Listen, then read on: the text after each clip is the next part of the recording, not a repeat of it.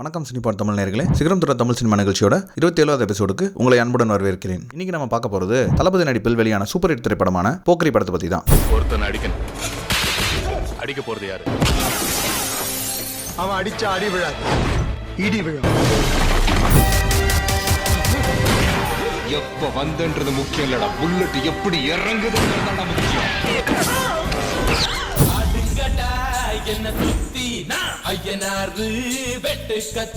அழகா இருந்தா லவ் பண்ணிருவியா?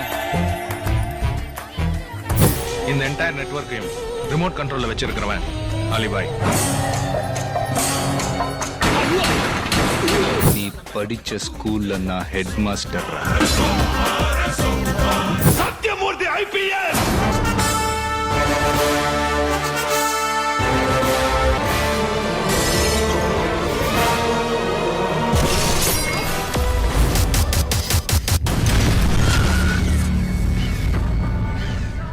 சத்யமூர்த்தி தயாரிப்பில் விஜயோட 45வது படமான போக்கிரி படம் ஜனவரி 12, 2007 ரிலீஸ் ஆச்சு. தளபதி விஜய் நிறைய அதிரடி படங்களை நடிச்சிருந்தாலும் அவரோட கரியர்ல போக்கிரி ஒரு முக்கிய பங்கு வகிச்சதுன்னே சொல்லலாம். காதலுக்கு மரியாதை, துல்லாத மனம் துள்ளும், குஷின்னு காதல் படங்களை நடிச்ச சாக்லேட் பாயா பெண்கள் மத்தியில் வளம் வந்துட்டு இருந்த விஜய் திடீர்னு பகவதி, கில்லி, திருமலை, திருப்பாச்சின்னு அதிரடி படங்களை கொடுக்க ஆரம்பிச்சாரு. வரிசையா அதிரடி படங்கள்ல நடிச்சிட்டு வந்த விஜய் தன்னோட ட்ராக்கை திருப்பி ரசிகர்களுக்கு ட்ரீட் கொடுக்குற மாதிரி முதல் முறையா போக்கிரி படத்துல போலீஸ் வேடத்துல நடிச்சு அசத்திருப்பாரு. அது மட்டும் இல்லாம ஃபர்ஸ்ட் ஹாஃப்க்கு மேலதான் போலீஸ்ங்கிறத ரிவீல் பண்ணி ஆடியன்ஸ்க்கு சர்ப்ரைஸ் கொடுத்திருப்பாரு. இந்த படத்துக்கு அப்புறம் தான் தொடர்ந்து நிறைய படங்கள்ல போலீஸ் வேடத்துல நடிக்கவும் ஆரம்பிச்சாரு. தளபதி விஜய் பூனை மாதிரி அமைதியா இருந்துட்டு புலி மாதிரி டான்ஸ், ஆக்டிங், ஃபைட்னு எல்லாத்தையும் ரிலாக்ஸா ரிஹர்சல் பார்க்காமயே சிங்கிள் டேக்ல முடிச்சிருப்பாரு. தான் ஏற்று நடிக்கும் கதாபாத்திரத்துக்கு உண்மையா இருந்து பாக்குற ஆடியன்ஸ்க்கு சலிப்பு தட்டாத வகையில நடிச்சு அசத்திருப்பாரு விஜய். அதே மாதிரி இந்த படத்துல போக்கிரியாவும் போலீஸாவும் நடிச்சு மாஸ் காமிச்சிருப்பாரு. டான்ஸ் மாஸ்டர், நடிகர், திரைப்பட இயக்குனர்னு பல பரிணாமங்கள்ல எடுத்து நம்ம பிரபுதேவா விஜயோட பல படங்கள்ல கொரியோகிராஃபரா ஒர்க் பண்ணிருப்பாரு. இருந்தாலும் ஒரு இயக்குனரா தளபதி விஜயை வச்சு தன்னோட 3வது படத்தை இயக்கியிருப்பாரு. தெலுங்குல 2006 பூரி ஜெகநாத் இயக்கத்துல மகேஷ் பாபு, இலியானா, பிரகாஷ் ராஜ் ஆகியோர் நடிச்சு வெளிவந்த போக்கிரிங்கிற படத்தை மறுவாக்கம் செஞ்சு தமிழ்ல பிரபுதேவன் இயக்கத்துல போக்கிரிங்கிற பெயர்ல ரிலீஸ் பண்ணாங்க. இந்த படத்தை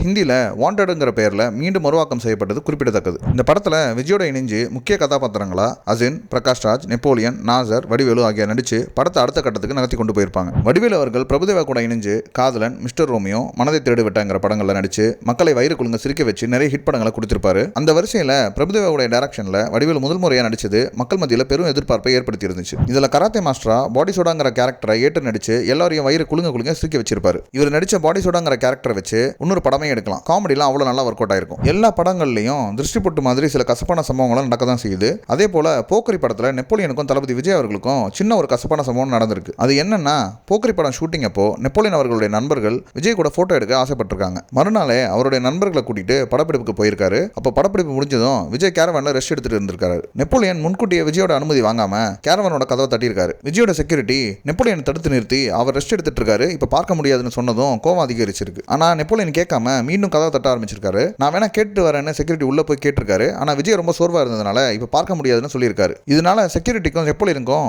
பெரும் வாக்குவாதம் நடந்து சண்டை அதிகரிச்சிருக்கு. அப்போ சத்தம் அதிகமானதை பார்த்த விஜய் வெளியில வந்து என்ன பிரச்சனைன்னு கேட்க, விஜய் உங்களை தான் நான் பார்க்க வந்தேன், செக்யூரிட்டி என்ன உள்ள விட மாட்டாருன்னு நெப்போலியன் சொல்ல, அதுக்கு விஜய் கொஞ்சம் கூட யோசிக்காம, என்ன சார் உங்களுக்கு சென்ஸ் இல்லையா, என்ன பார்க்கணும் நான் முன்னாடியே பர்மிஷன் வாங்குறது இல்லையா, நீங்க நேரா வந்துருவீங்களான்னு எல்லாரும் முன்னாடி கேட்டது நெப்போலியனுக்கு பெரிய அவமானமா போயிடுச்சு. அதனால விஜய் கூட இனிமேல் சேர்ந்து நடிக்கிறதா இல்லைன்னு சொல்லிட்டாரா நெப்போலியன். அதுக்கப்புறம் 2 பேரும் பேசிக்கிறதே இல்லையா. அது மட்டும் இல்லாம சில சீன்ஸ்ல விஜய் கூட நெப்போலியன் போக்கிரி படத்துல சேர்ந்து நடிக்கிறதா இருந்துச்சு. ஆனா விஜய் நெப்போலியன் அதுக்கு மறுப்பு தெரிவிச்சதுனால பிரபுதேவா அவங்க 2 பேரையும் தனித்தனியா சீன்ஸ்ல எடுத்து அதை மேட்ச் பண்ணி அந்த படத்துல சேர்த்திருப்பாரு. சமீபத்துல இந்த போக்கிரி பட சம்பவத்தை பத்தி ஒரு இன்டர்வியூல நெப்போலியன் கிட்ட கேட்டு இருந்தப்போ, நான் பேச தயாரா தான் இருக்கேன், ஆனா விஜய் பேசுவாரான்னு தெரியலன்னு சொல்லியிருப்பாரு. பெப்சி விஜயன் இந்த படத்துல சண்டை காட்சிகளை தத்ரூபமா வடிவமைச்சிருப்பாரு. ஆனா தமிழ் படங்கள்ல சண்டை காட்சிகளுக்கும் ஃபைட் மாஸ்டருக்கும் பெரிய முக்கியத்துவம் கொடுப்பது இல்லைன்னு, போக்கிரி படத்தோட 100வது நாள் வெற்றி விழாவின் போது என்னை பத்தி ஒருத்தர் கூட பேசலனும், எனக்கான மரியாதை யாரும் கொடுக்கலனும் தன்னோட வருத்தத்தை சொல்லியிருப்பாரு. ஒளிப்பதிவாளர் நீரவ் ஷா வழக்கம் போல இந்த படத்திலையும் காட்சிகளை நேர்த்தியா வடிவமைச்சு அசத்திருப்பாரு. இந்த படம் 20 கோடி பட்ஜெட்ல எடுக்கப்பட்டு 75 கோடி வசூலை எடுத்து பாக்ஸ் ஆஃபீஸ் ஹிட் கொடுத்து மாபெரும் வசூல் சாதனை படைச்சது. அது மட்டும் இல்லாம 2005 வெளியான திருப்பாச்சி பட வசூலை முறியடிச்சு விஜய் தன்னோட லெவல